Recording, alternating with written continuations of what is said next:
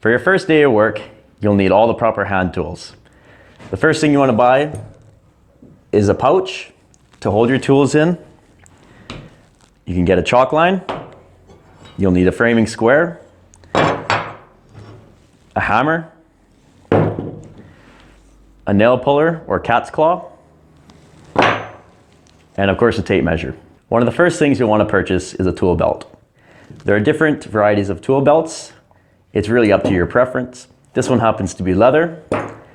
As long as your pouch has a spot for your hammer, your knife and pencil, a pocket in the front with a pocket behind, another pocket in the center, and on the other side, a pocket in the front again with a pocket behind.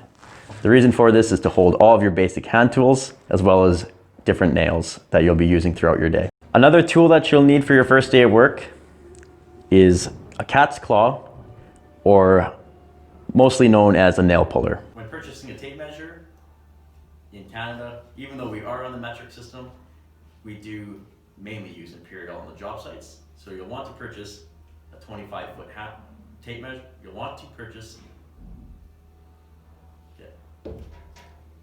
purchasing a tape measure.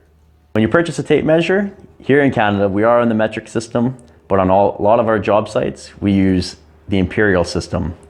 So you'll want to purchase a 25-foot tape measure. Another tool that you'll need for your first day of work is a speed square. A triangular tool that looks like this. It'll have numbers on the top in inches and numbers on the bottom for your degrees.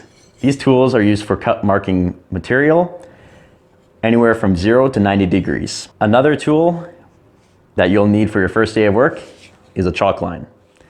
The chalk line is used for marking long distances of material, such as plywood. And one of the last tools that you'll need for your first day of work is a retractable knife or a utility knife.